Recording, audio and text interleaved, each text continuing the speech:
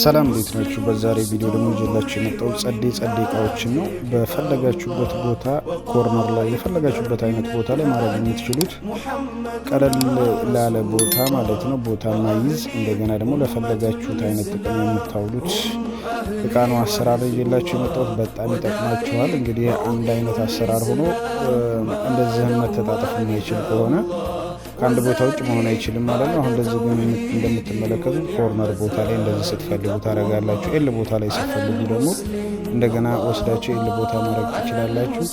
ለማንኛውም አይነት ቦታ ይሆናል ማለት ነው። እንደዚህ እንደምትመለከቱት ደግሞ ጠረጴዛ ይሆናል።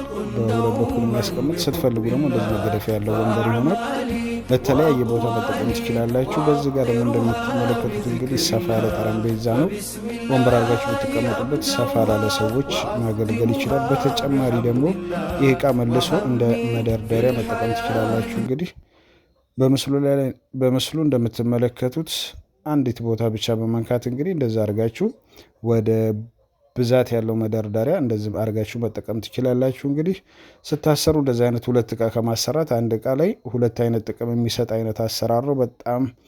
በጣም ዘመናዊ የሚባል አይነት አሰራሮች ናቸው። እንግዲህ የተመቻችሁን አይነት ማዘዝ ትችላላችሁ፣ ማሰራት ትችላላችሁ። ሌሎችንም አይነት እቃ እንደዚህ ሁለት አይነት ጥቅም የሚሰጡ አድርጎ መስራት በጣም ተመራጭ ነው።